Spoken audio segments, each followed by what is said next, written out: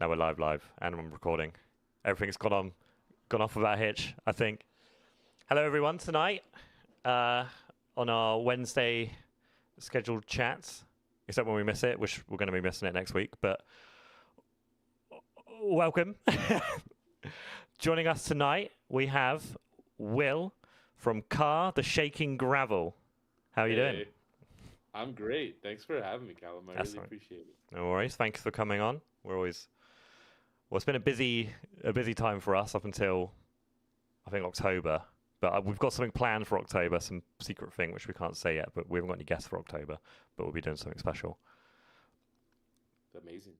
So we'll start off with what do you do in the band, Will? I do quite a few things in the band, ATSG, Call the Shaking Gravel. So from the start, I started the band originally with the drummer, the current drummer, and I write the songs. I come up with the lyrics, the chord progressions, the more or less the arrangements of what the story should do, what the story should be.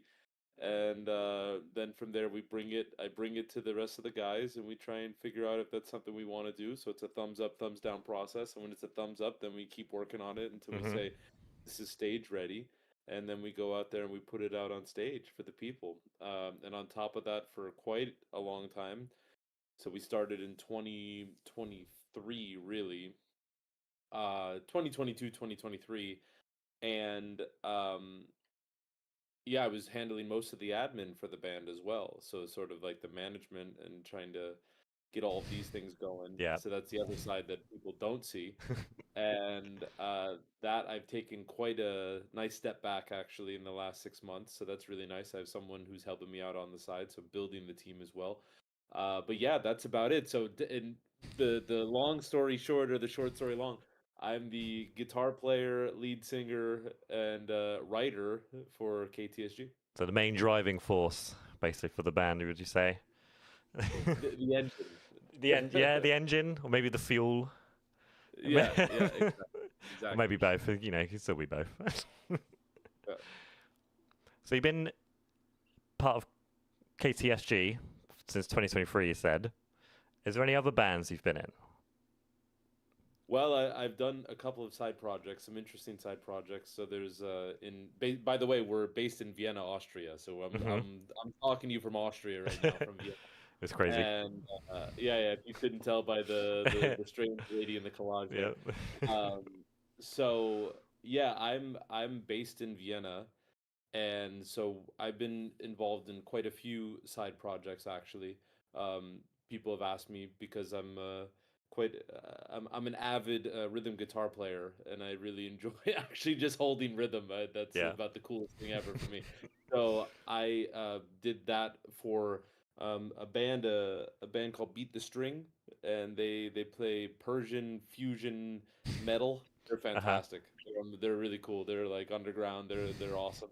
And the other one is I did backing vocals for one of my really good friends, and my brother in arms, the great Skinny Coco from South Africa, and he lives in Vienna as well. And so I was doing backing vocals for him for the last 2 years or so, and him and I took quite a few trips across Europe to do shows, and so I was super thankful I got to do that. Also, cajon player. I was playing the cajon for him, cajon and backing vocal. So I've been involved in a couple of side projects, side hustles, as it were, and upcoming I'm going to be playing acoustic guitar for a good friend of mine, Norte Diago, for a show that he's doing here in Vienna.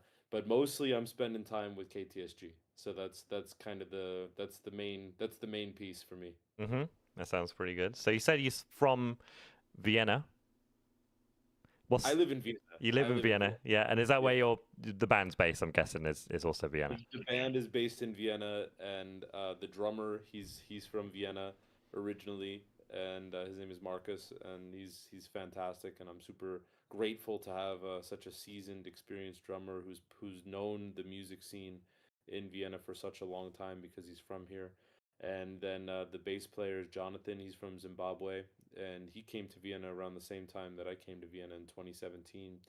And I'm also super grateful to have him here as well because he's so intuitive when he's playing music, and he's really at the core he's a guitar player, but then on Oh, top of that he ended up so someone jumping in. Did someone. I? Okay, that's at the core Jonathan's a guitar player, but when I asked him if he wanted to play bass, he said yeah, and I didn't realize that some of his biggest inspirations were actually bass players and fretless bass players at that, playing Maskandi music down there in Zimbabwe. So for for me, I'm super thankful to have those guys, and yeah, so we're based in Vienna. We rehearse in Floridsdorf, which is, I say, and I say this affectionately, it's very much like living in New Jersey. hmm And Vienna's New York, so you actually got to cross the river. You got to take what looks like a different train to get there. We rehearse there, and I love it. I couldn't have asked for a better situation in terms of a band setup. That's nice. So did you move to Vienna for the music, or? No, no. I had a completely different life back then. hmm I've been living overseas for 13 years now, actually. I'm from the US originally. You probably could tell. Yeah. Uh, Blatantly Yes. obvious, is it not?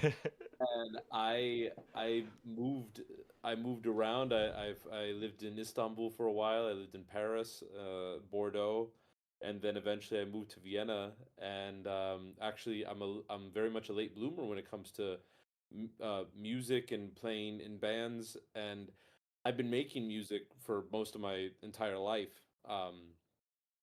And I didn't really do anything with it actually until uh, you guessed it.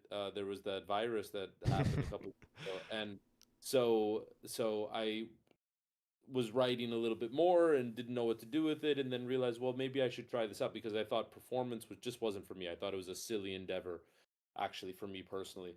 And then I tried it out, and I said, well, this is great, actually. So I started out with the open mic circuit around 2021, early 2022, and really put in my time starting from the absolute bottom at age 32, and I'm turning 36 in August, actually. So I'm very much a late bloomer in the music scene, even though I've been playing music for most of my life.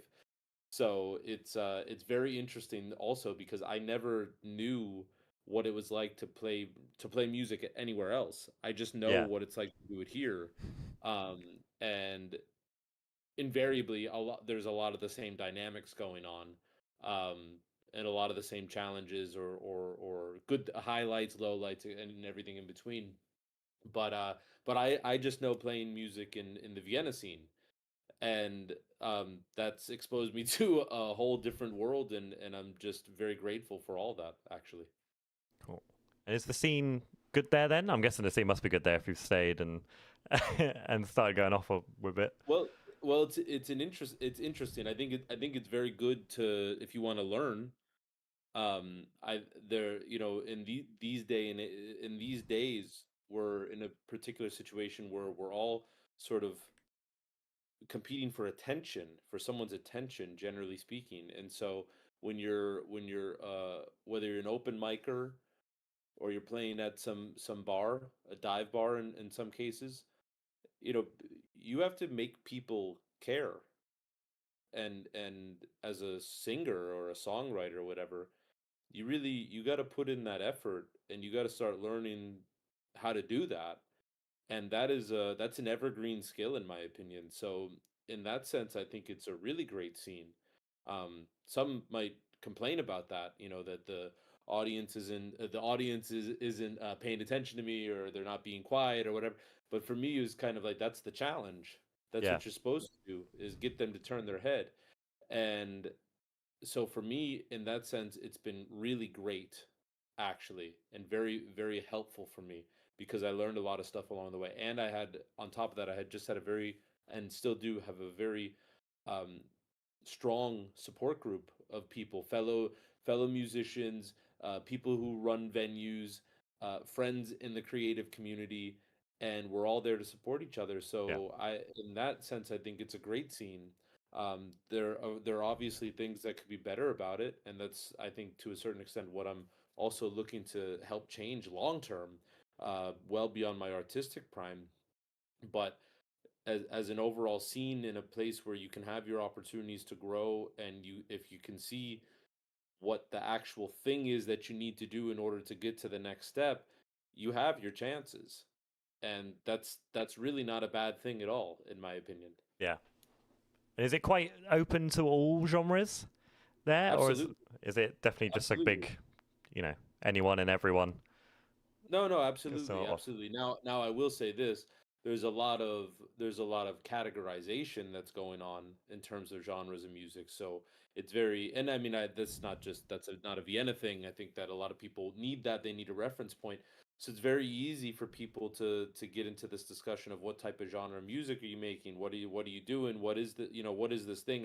Or it reminds me of this, or and I think that I think that's a bad thing, personally. Mm, I don't think that that's particularly productive, especially when you're an emerge from the artist side, trying to figure this thing out, because you're getting put into the box immediately. This is where you can go, and this is where yeah, you shouldn't go otherwise.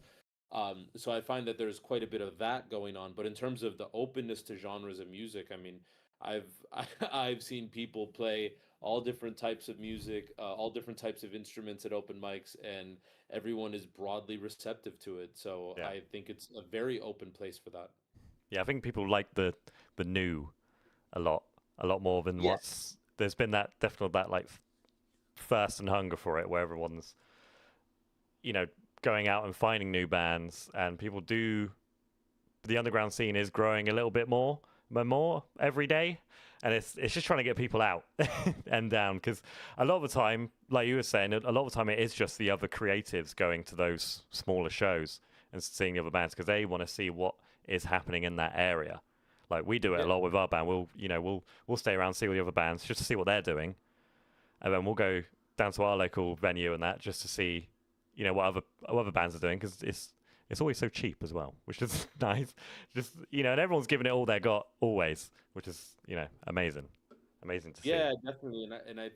For us, the last three shows have been critical in that sense, because I feel like, well, I feel and I know that we've been able to turn out a crowd that isn't just consisting of only our artists friends who want to support us, and Yeah, we're bringing out new people who have heard about us, and then they come back the next time, and so yeah, now you have return fans, and and that's somehow a business topic.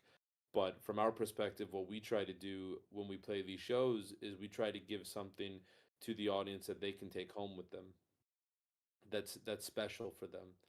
yeah, And when we're able to do that, and it's so much so that they say, I would love to come to the show next time, and I'm going to bring someone. I feel like we're doing our job, or our part, yeah, and when you have people coming up to me, it's very heartwarming.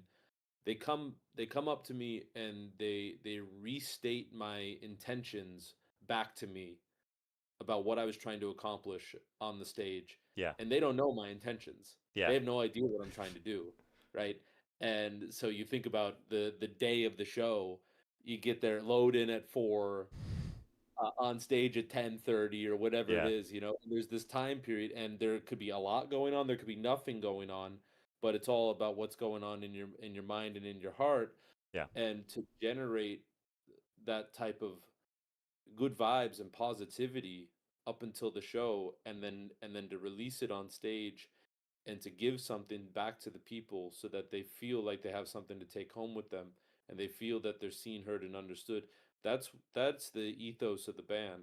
yeah, That's what we're trying to accomplish up there, and I think a lot of bands are, and so that's it's even baked into the name itself, called the Shaking Gravel. That's what it means.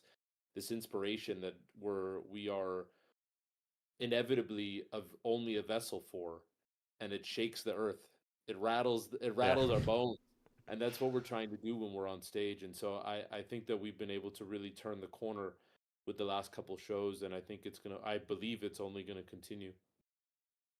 That's great. And is that how you would describe your live performance? Is it earth shattering? Big. It's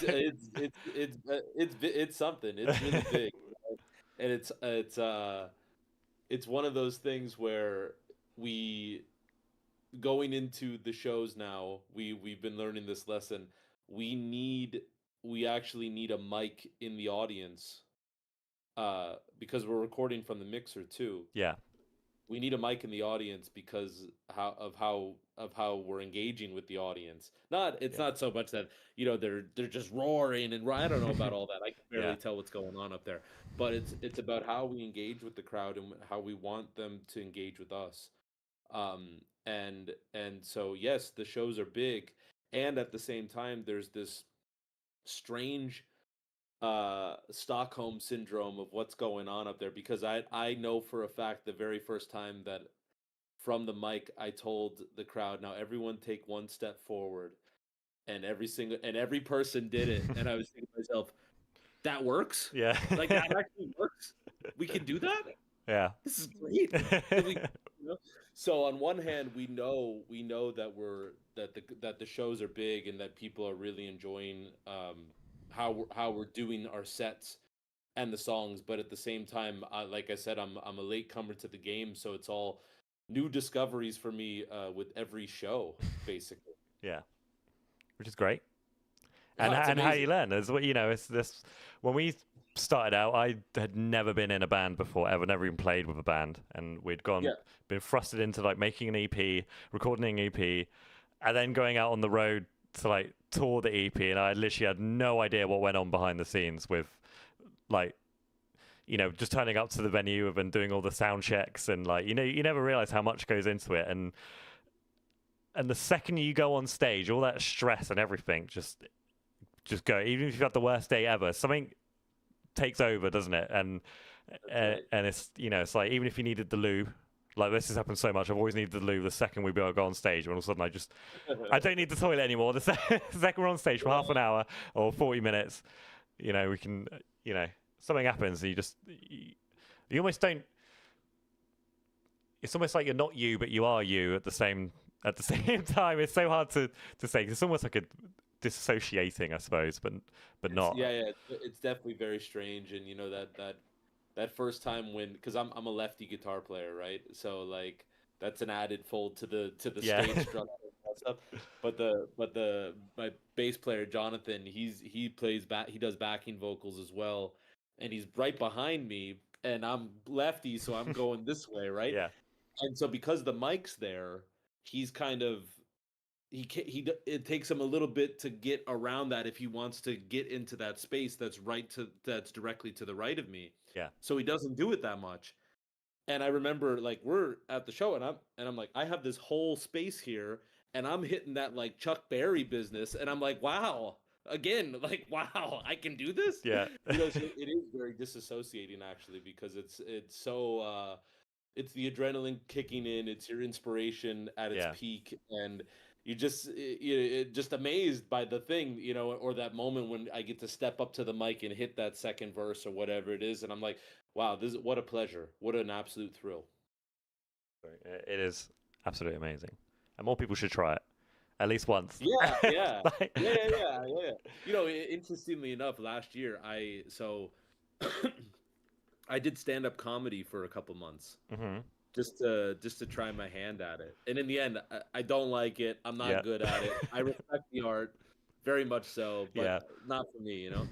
Uh, but the mere fact that I got up there and did it just once Yeah. was already like big win. And then for half of a summer, it was really nice because you learn something about it, but you don't understand what actually you learn until later. Yeah.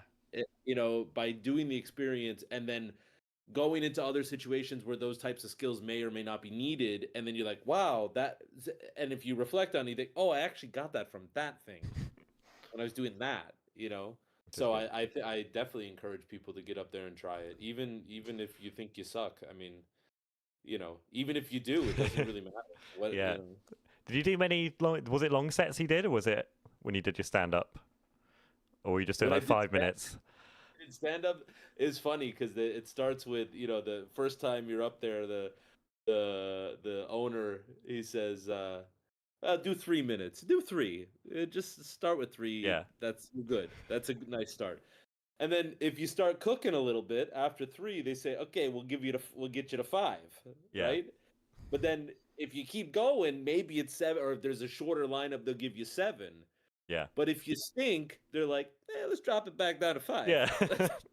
Let's kick it back. Now you're down to 3 again, and and now they're saying a minute and a half, Yeah. and you're wondering why am I even here? Yeah, You just for know? the one joke or whatever. Yeah, yeah. You get one bit, your strongest Yeah. bit, and get off Yeah. the stage.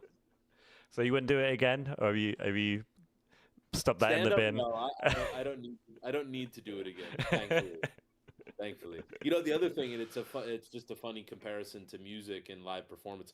When you're playing a song, I mean, depending on the scene, obviously, but most songs are at least a minute and a half. Uh, at least a minute and a half. Usually something like 3, 5, 7. Whatever it is for a Yeah. song. And when you're telling a joke, you gotta get you gotta get some feedback from the audience effectively every 20 seconds. Yeah.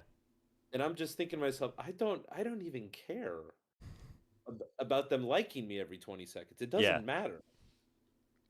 So when I compare that to playing a song that goes for 5.5 minutes, I can really build a story. And I love that. I love the narrative building, not only melodically, but also with the lyrics, and also the overall arrangement, and how Yeah. how you put the instruments together and make the whole thing work.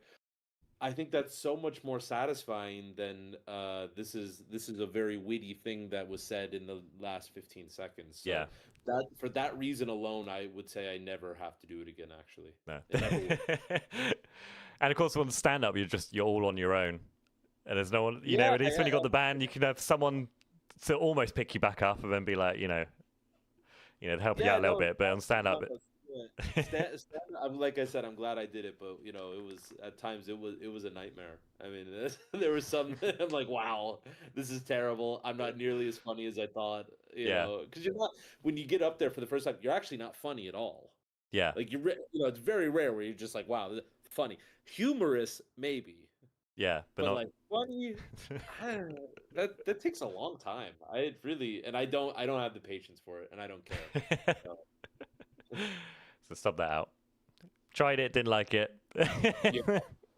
Yeah, but it was That's good easy. for crowd engagement, interestingly enough. Yeah, And I didn't realize that at the time. I didn't I was doing it so I could get a little crowd engagement muscle, but I didn't know at what point in time that would actually kick in.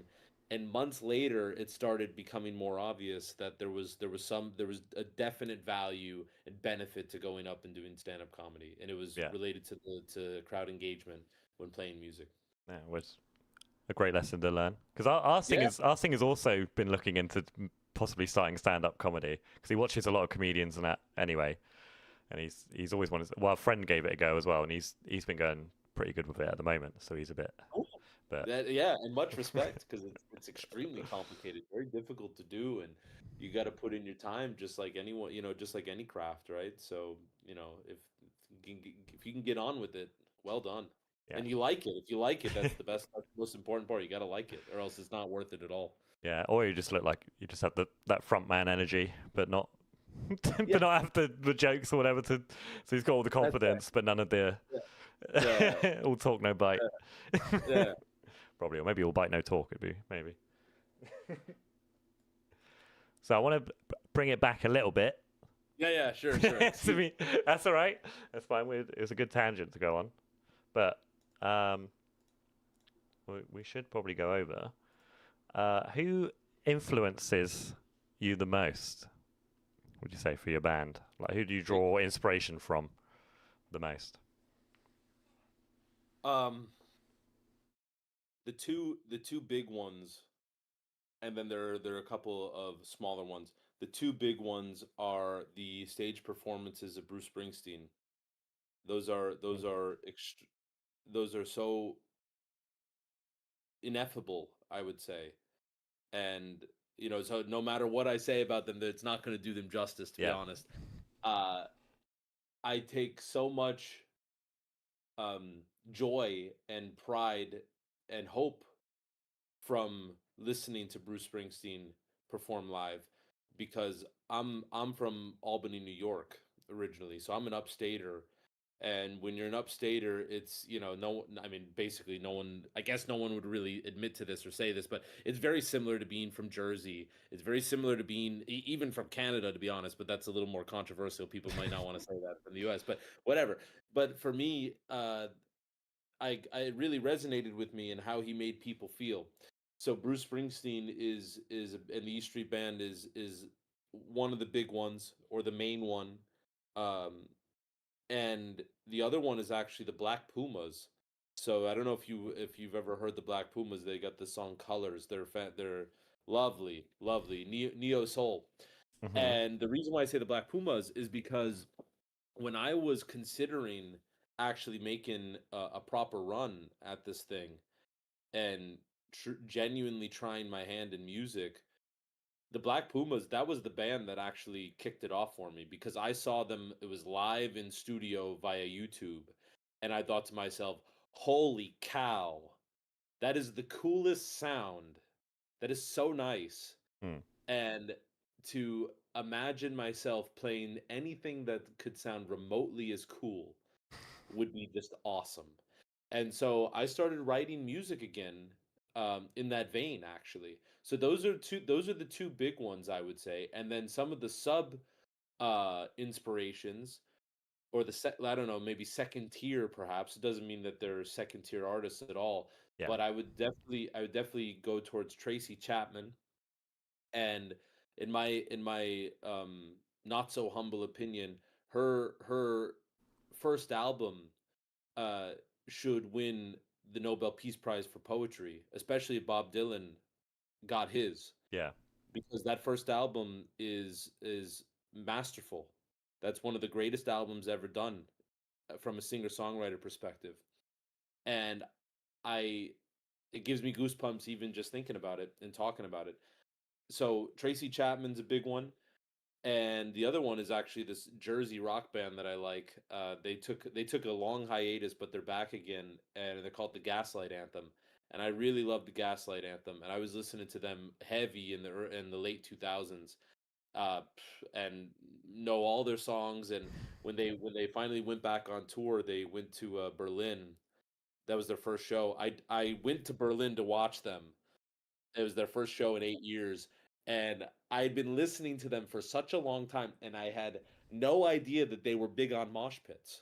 Yeah. I'm in the fourth row, and I got my bag and my Yeah. poster and and then the lead singer and the guitar player look at each other, and then the mosh pit's on, and all my Yeah. stuff goes flying.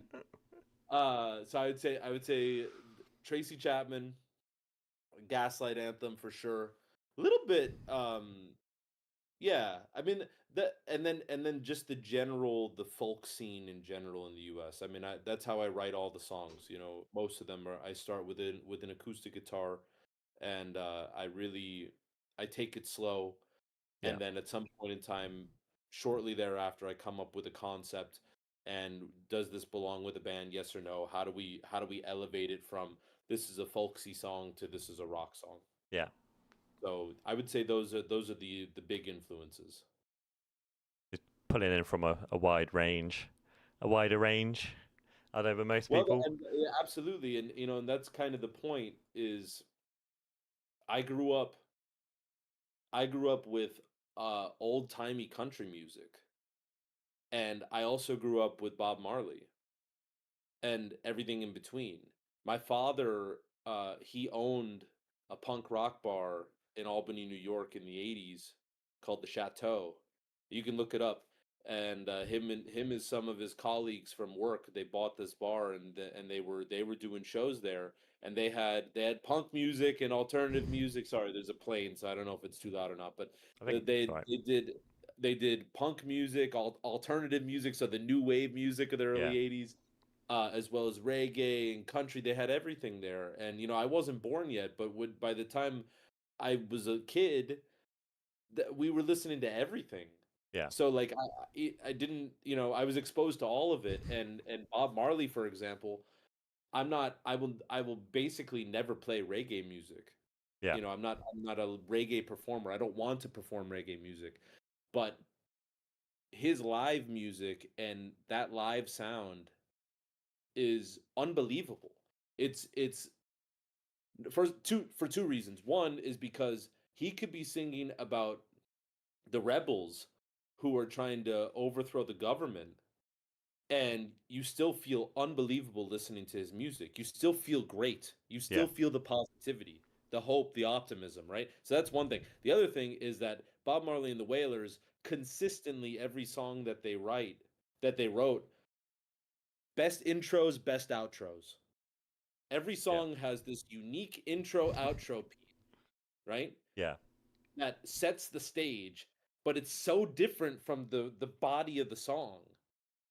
And that's unbelievable that they did that. They Yeah. did it so consistently, so well, and especially the live stuff, the live albums. There's Bob Marley Live 75 from a London, I think it is. It's one of the best albums ever, and it's because of that. It makes you feel so good, even though Yeah. he's talking about 3 o'clock roadblock, but he's doing it in this way where you still feel all the love there, and so being exposed to all these different types of music at a young age was really helpful for me in this whole process. Not only just making a person as more open minded, generally speaking, but then once you get into this inspirational, creative work of building a song, you can pull from a bunch of different places, and I think that's really helpful. Mm. Yeah. Yeah. So it's a lot of time. It's I have a lot of trouble seeing where I pull influences from. If that makes any sense. I don't know if that makes sense, but it's kind of like Oh I no, I listen to a understand. lot, and you don't. Sometimes you don't even realize you're influenced by someone until someone says, "Oh, you know, you blah blah blah, Yeah, it's like this," blah blah, and you're like, "Oh, actually, now you, now you think about it, yeah, I yeah. didn't even realize. I didn't even not that you're trying to copy them, but it's almost like it's but you are at the same That's right. time a bit. You do take the influence. It's infused in what it is you're doing, and for me, what I try to do when it comes to songwriting, I try to be consciously aware of the four or the five songs that are on my mind, Yeah, and I keep playing them until I think I've understood it, and then that's one side of it, and then the other side of it is what's going on in my life and how does it make me feel, mm, and as those two get closer and closer to merging, that's when I've created a song, yeah, right? And so it just is, it comes out like that. And so if it sounds like rock music or soul music or the Rolling Stones or the Beatles or whatever it is, yeah. that's what That's that thing is. yeah, And I'm okay with that, and I'm not interested in I'm not so interested in having to force that. yeah, So whatever it is what it will be. yeah, yeah. We always try and we don't try and force. You don't want to force the creativity. It normally just comes naturally a lot of the time, and it's better to let it flow kind of when it does come. Sometimes it's just like you just like, oh, I need to get this song done, I need to do this. I can see it all coming together now, and you have no idea where it's come from. I mean, it'll go like ages about anything, but you're still Yeah. kind of musing on the ideas a lot of the No, time. But exactly. yeah, Exactly. you need to strike when the iron's hot a lot of the time. Yeah. But it's a good idea. It's what we do with our songs. We try and finish a song, even if it's kind of bare bones and simple, because you can always go back and add when you need to. So we try and get like the nice structure down and be like, oh, we've kind of got this idea for the song with Yeah. these simple-ish lyrics, but it's got the general vibe of what we want, and then we can start being like, oh, we want a slightly different chord progression here, or slightly different solo and that, which is Yeah, no, quite exactly. fun. Rather Exactly. than just having like loads of unfinished songs and just being like, we haven't got a song. We've got like 50 unfinished songs, but we haven't got one full Yeah. song where we need to work Yeah, on. I mean, for me, um, I typically bring an entire song structure to the band, and sometimes it gets overruled. Most of Yeah. the time, not. That's cool, and it's cool when they overrule it because they're like, Yeah. yeah, come on, come on, Yeah. and they always have good reasons for it. And when they say no, I say okay. Yeah. So we have to do something different then, Yeah. because I need you as much as you want to spend time with me, right? Like Yeah. you know what I mean? It's not going to work without you guys, right? So, we're what I like to do from a creative process, because I'm creating on my own, effectively. I'm creating a full song on my own. And if I don't think that it's already good enough to perform live, then I really don't even entertain it. Yeah. And then if I think it's good enough to perform live, then we start the conversation of, can we do it as a band, or is this something, this is me Yeah. and me, or is this us, right? So Yeah. Exactly. And it can be hard to let go as well. If because if all of you aren't vibing, it needs to change almost, doesn't it? Because yeah. you need all of us to come in. That's the problem we have a lot of times where it's like, oh, well, we kind of want it like this. It's like, no, but structurally it sounds better like this. You know, we've got the four count here, and it all loops around quite nicely. But it's it's quite hard to capture what's wrong as well. Sometimes it just doesn't work. Like at No, all. You just exactly. have to be like, it's not working. None of us can agree on what we want this song to sound like. So it's no point in trying to force one way of doing it a lot of the No, time. exactly. Speaking of creating songs, have you got any released songs currently? Yes. Yes. So it's been a funny little journey along the way. Hmm. I pushed the band. This is my perspective on the matter. Okay. I I pushed the band to go into studio way too early. Yeah. Start there. With that in mind, we also knew that we wanted to get some stuff out there so that when someone asks us, like you're asking, we could Yeah. say, yes, we do have music you can listen to. So we released two singles in early 2024, and um, that is part of a larger album which we are now finishing. So we're in the home stretch of Yeah. finishing the full album, and so we do have music you can find and Ka the Shaking Gravel on the streaming platforms, and we will have more music coming out, some certified bangers. When you're especially if you're wondering why people are going bananas at the live shows, you'll when you hear the album, then some of it will make a lot more sense. Which is a really ridiculously cocky thing to say, and I don't even know how I get that level of confidence to be able to say such things, but it's also true. Um, and so right now, we to answer your question, we have two singles out from 2024. One's Vibe with Me, the other one is This Divide, and we are working on another six, which will be the entire first album, which is called The Electric Ministry. Ooh. And after that, there are two other albums which we can already have a go on, and it's just Yeah. about onboarding the boys for the songs that we decide together if we want to play them or not Yeah. as a unit, and then we'll go and we'll start recording the second one and then the third one. So yeah. Good. And how's the recording process been? Or has it been it's nice and smooth sailing? I'm guessing not. Yeah. Pulls a person apart. It I will say this though, throughout the process, I've gotten a lot better at recording. Yeah. Right? Yeah. I mean, Yeah.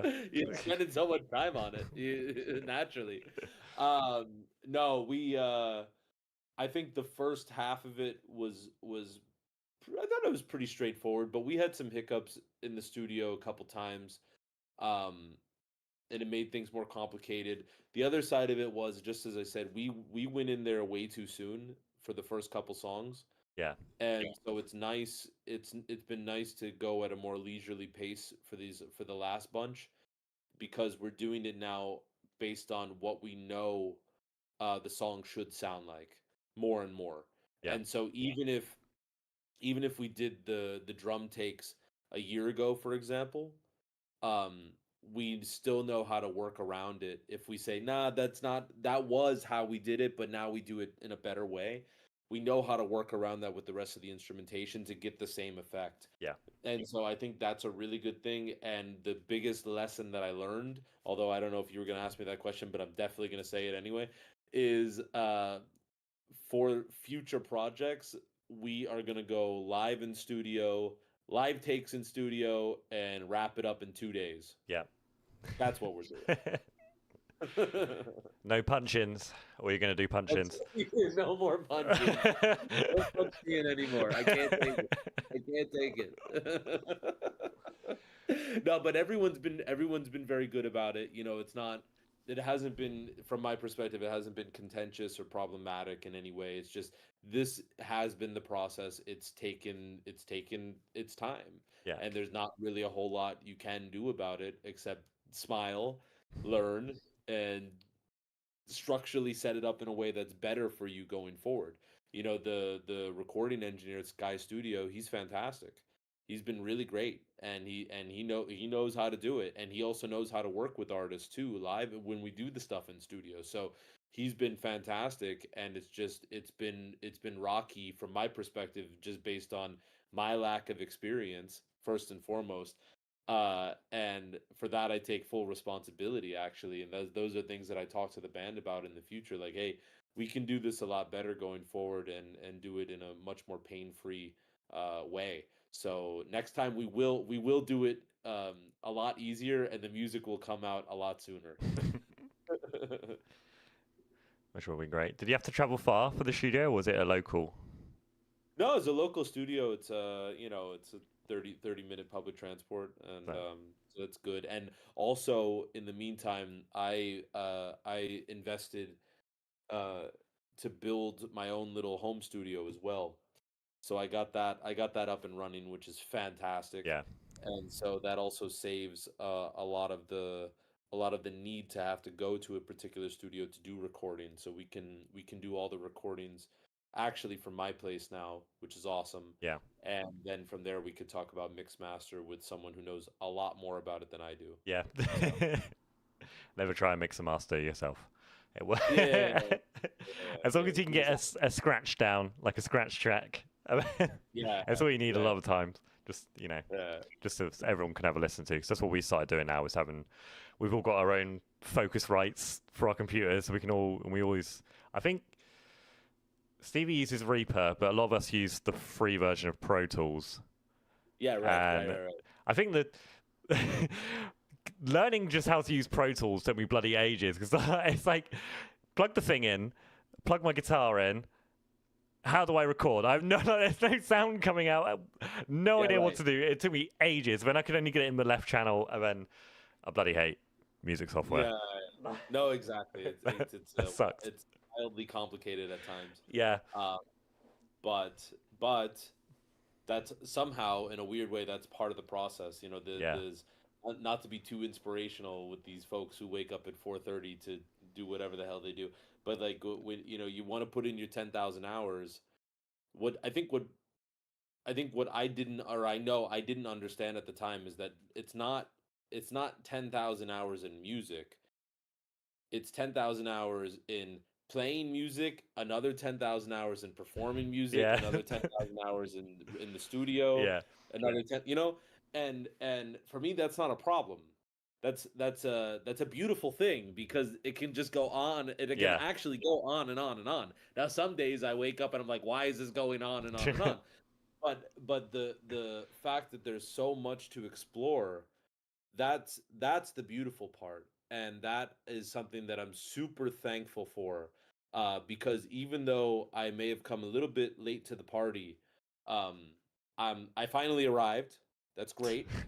And I see all the things which can be done, and so I'm actively working on that. So I have no idea how to mix and master anything, yeah, but there I am in my studio constantly being like, well, I like this sound, and this is good, yeah. and then so Yeah, absolutely. It never ends. it There's never always new stuff to learn, never. and there's always another instrument, or another Yeah, another yeah, genre, another band. There's another side project. yeah. I was just talking to Jonathan, the bass player, about that. We were just texting, and he said, you should really consider getting a bass for your studio. And I'm like, I was just waiting for someone to finally say that. Yeah, And I'm a lefty, so I could get the Hofner, I could do the yeah. Paul McCartney and everything. Or try to. Yeah. That's why bass is easy. That's why I do it. Yeah, yeah, yeah. 'Cause- I've I've only heard good things. I've really only heard good things. I don't know if See, that's true. I mean, eventually I'm gonna buy one and we're gonna do it. But you said you like keeping a rhythm, so I reckon you might quite I like love it. bass because I love it. that is the bass is just only rhythm a lot of the time. What's better, I suppose, depends how you play, but it's just Yeah, keep right him or in the wrong. groove, or maybe it's more the groove than the rhythm, really. Groove. Yeah, That's groove. Yeah, yeah. I'm in for that. definitely, definitely. So, do you have a favorite memory of music? You know, whether it's being at a gig or performance or, you know, wherever it is involving music. Yeah, I mean the last couple shows we did just have been unbelievable. I mean, really unbelievable. In particular in April, at the end of April we did a show, and the I struggle to understand what the crowd reaction is after a song. Yeah, During the song, I can kind of see it, but after a song, I'm already thinking about what's the next haymaker we're throwing. Because yeah, for me, these shows are every song is a round of boxing, and we always win. So yeah, I'm throwing haymakers out there, and I'm ready to yeah, load up the next one. And that is genuinely how I see it. And but in April, at the end of April, that crowd was roaring, and even though I'm in my own tunnel vision and I'm having my own experience up there, I could hear it. And I was like, oh, they're in it. We're doing it tonight, folks. And so that was just a lot of fun. And also the personal joy of walking off the stage and saying that's it, good night, hearing them do the encore chant, and you're yeah. like, no, you don't get one. Yeah. Very personally satisfied. I don't know Yeah. why. I just know. But yeah, I would say the last couple shows have just been unbelievable, and I mean, I can only, to be honest, I can only expect more of the same. Um, and I believe that that's the way it's gonna continue to go. So I just think we've really hit the right track, and Yeah. we spent a lot of time playing at in locations that weren't ideal for us for various reasons, and it was just we finally made it to the types of venues, respectfully, that we want to be at, and to be able to get up there and do it for the audience the way that we know how to, and for them to appreciate it and make it known how much they appreciate it. That's the greatest moment in music I've had so far. But I will say this also, because I was talking with an old friend about this a couple weeks ago. He asked me the same question. What has been your best moment in music so far? And I tried to speak similarly about this, and he said, Yeah. you're right. That's true, and I can respect that. But in my opinion, you haven't had that moment yet. The moment that you've been waiting for. Yeah. Because when it happens, you don't know that you've been waiting for it. Yeah. You don't know that it's that moment. And he said, you haven't had that moment yet. And again, I was like, that's amazing. That's Yeah. how we get to keep going. Yeah. Like, how awesome, So that's the way it's been the last couple shows, and yeah, we're looking forward to more. Yeah. And you always try and make it better than the last, don't you? No matter what. Exactly. It's always like, oh, that was good. We need to do that again. But we can always make it better. There's, you can always make it better, and it can always be better. Is also the Exactly. thing. Exactly. That's what we strive for anyway, Yeah. to make things better. Yeah. But it can be difficult. Yeah. Yeah. Yeah. I mean, because at a certain point you're sitting there saying, well, how could you make this better? Yeah. You know what I mean? Like, what could you do? Because that was the perfect set list. We sounded great. No errors on stage, blah, blah, Yeah. blah. Like, or minimal ones, And so, like, what could you do? And that's why I'm saying the last shows have been so much fun as well, because we kept changing around the set lists. Yeah. We weren't, it wasn't the standard thing. We are like, no, let's try it like this now. Let's try it like that now. And same result. Yeah. Crowd going, that's unbelievable. We want more. And I'm like, hey, Yeah. maybe, It's maybe good. we're onto something Yeah. here. It's the best feeling when they want more and they come back for more. Yeah, And yeah, it's always good. Especially when you know when you go back to a place you've already been to and the people are there and we always chat to them after shows and that, and they're always really chatty and nice. So Yeah, shout out the yeah. people who talk to the bands after the gig, because I never do that.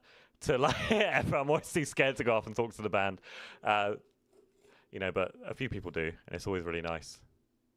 No, I really appreciate it a lot. I'm super thankful for all of it because it's we in the end I'm as you start when you start going up on stage, you're kind of doing it for yourself, Yeah, and to a certain extent, that's always true. But as I was kind of mentioning before, when I first started, I wanted to be seen, heard, and understood. And I got to a point where I realized if I truly want to perform, my goal is to make sure that the audience feels seen, heard, and understood. yeah, So so if an audience member comes up to me and effectively they communicate that without say they don't have to say it so explicitly, but if they effectively say that, that's such a beautiful thing for me because they like, wow, hey, you that was like I said, that was my intention, yeah, and you're reiterating it back to me. So thank you, actually.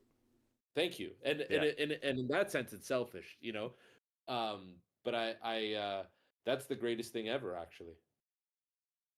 yeah. It's the best part of it. And the feeling that you've almost made a community, or you've given everyone the experience you wanted. Yeah. And everyone's. Well, you'd hope that everyone's there and vibed along with you, and you're all part of that one Well, that experience. exactly, and that's the other part of it. We did a lot of talking about me and the band and all that. The other side of it is building genuine community and passing something along to people that that is evergreen in and of itself, because at some point in time I'm not going to be hitting I'm not going to be hitting Chuck Berry moves on the stage, Yeah, right? And like and I can work out as much as I want, and at some point it can't go on forever, yeah, or I'm not going to want to do it anymore, and that's perfectly fine. But there's going to be someone who's going to want to do that, and for all those things that have been learned, I want to be a complete open book, and I want to show them anything that I learned if it's valuable. A blueprint of sorts of like, hey, this is what we did. From I mean, in a lot of cases it's like, hey, from the business side we handled it like this. yeah, From a stage performance side, this is how we handled it. From an individual, like a personal side, this is how I got up on stage and got myself into that zone, into that vibe, so we could do it. And I'm I want to build a strong community here in Vienna, and sort of the milestone of that is 40 years from now. It's very very basic, and a lot of good things in life are basic. mm, 40 years from now, if I walk into some random live music venue in Vienna, I want the music to be better than what it is today, yeah, irrespective of genre. And because I want to be able to enjoy that and say, look at those youngsters up there going up there and yeah, doing it, and yeah, they want it, and that's a good thing.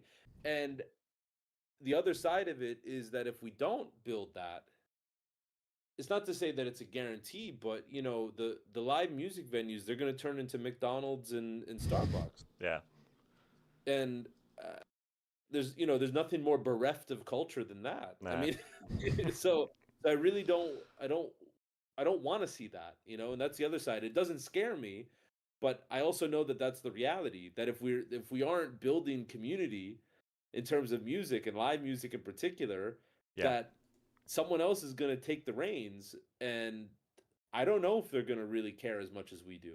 no, yeah, no, exactly.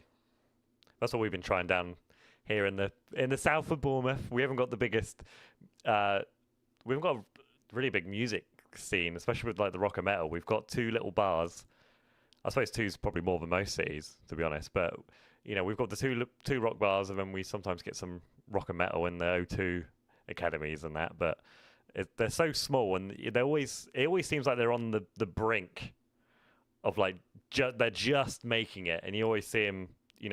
They always try and get more and more people down into gigs, but you see a lot of gigs get cancelled because they're not selling enough tickets early, and it is quite horrible Yeah, to watch that slowly downfall. And it's like we can't lose our our venues, because Yeah, then no, I won't be able to do what I'm doing, and I won't be able to go see the bands I want to see.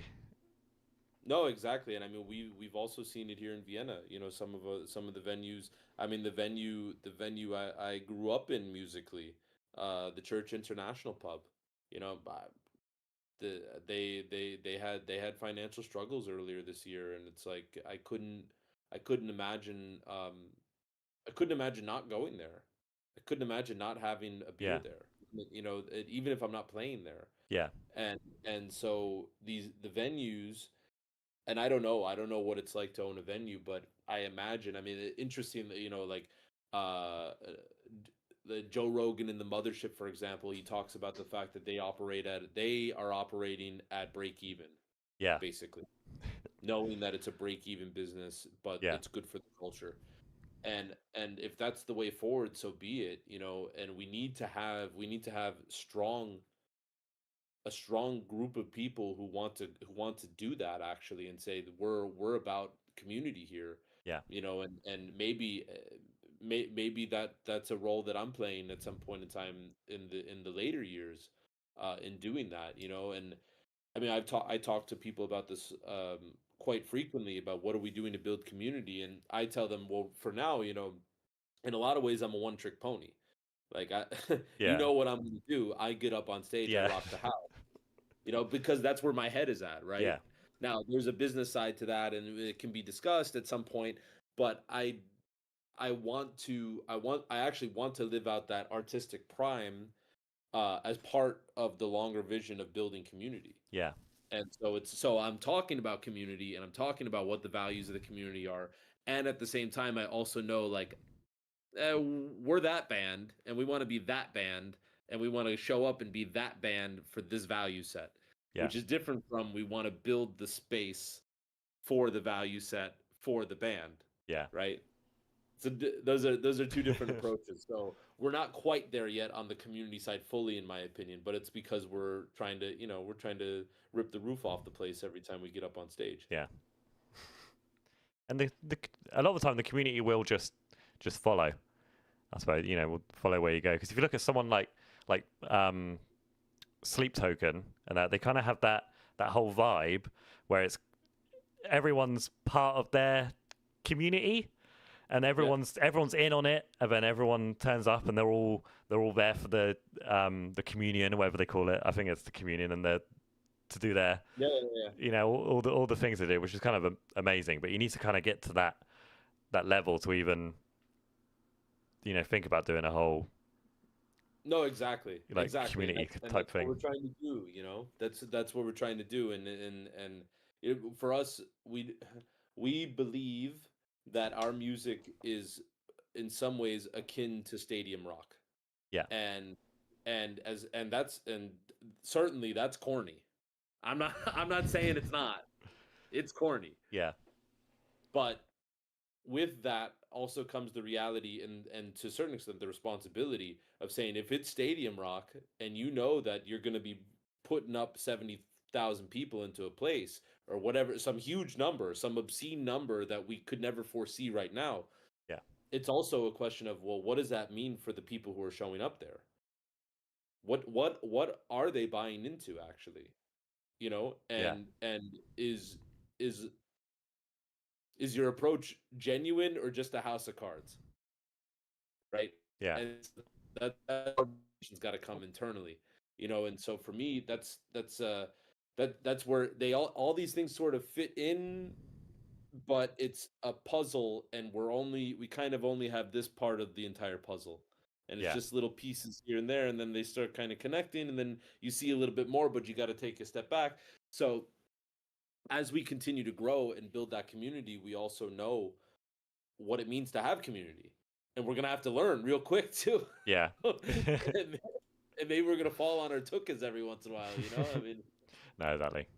It's all about that. And learning. You always yeah, you always learn from mistakes. It's the easiest way to learn. You never when you do something well, sometimes you don't realize that you've done it well. It's just it's just like, oh, I've done that. yeah, That was easy. But when you take a exactly. mistake, you don't a lot of the time you don't want to make that mistake again, and you always try and stop that from happening, which is a great thing to take away. Yeah. But so we have just hit the hour mark, so we can go on. We're talking a little bit about your far, far future, what you want, your big plans for the band. Have you got any stuff you're excited for coming up soon Yeah, that you might want to talk about? absolutely. We're a good friend of ours is having his big birthday extravaganza, and so he wanted us to play, so we're gonna play for that, and that's gonna be great. Yeah, Great people there, so really looking forward. Um, Big crowd too, which is also nice because it's a large celebration. So that's cool. And then otherwise, the next show is going to be in November. So we're not playing that many shows here, and that's really just to sort of somehow to tease people a little bit, but also just to make things count. yeah, Make the experience count for people. And so the next show's in November, and as it currently stands, that would be our last show of the year. And otherwise, it's just finishing up that album yeah, and working together as a unit to continuously be the best sounding band we can, and do it in a way where we're having fun. yeah, Those are the short term goals for us. And then yeah. next year, we're gonna already at the end of the year, we're gonna start with the album promotion, and let's see. I mean, target dates for the first album potentially somewhere in May, Hmm. but let's see. It's That's exciting. it's been going on for years already, so why not just add a couple more? No, Yeah. let's not. And a band always makes their targets. It's never, Yeah, nothing yeah, ever gets delayed. Nothing ever gets in the way. Everything's always perfectly on exactly, time. exactly. Always happens. Well, it's been absolutely lovely talking to you, Will, and having you on. It's a pleasure. Thank you so much It's for your been a time. great chat. That's all right. Thank you for coming. Um, where is the best place for people to find you? The band. Yeah, thank you for asking. Currently, the best place to find us is on Instagram. So at ktsg.official, ktsg.official. Hmm. And that's where you can find us for all information. You will see a lot more promotion stuff coming up, and not just for an album, but also slightly silly videos of me trying to get things done in the studio. So you can subscribe there. You can follow us there, and from there we'll also post all the announcements about the album, any releases that we have on all the streaming platforms. So that would be the best place to go for now. Cool. Well, it's been lovely chatting with you. A pleasure. Thanks so much for your time. Thank you for watching. If you're watching now, goodbye. If you're watching from the future, goodbye, I guess. Or hello. Now goodbye from us in the past. We'll catch you. I think we will be on next week for a stream. I think it'll just be me, Simon, and Aaron because we're heading off to a festival the day after. So on the next Thursday, we're heading to a festival. So we'll probably do a chat about what to expect and where to find us at the festival.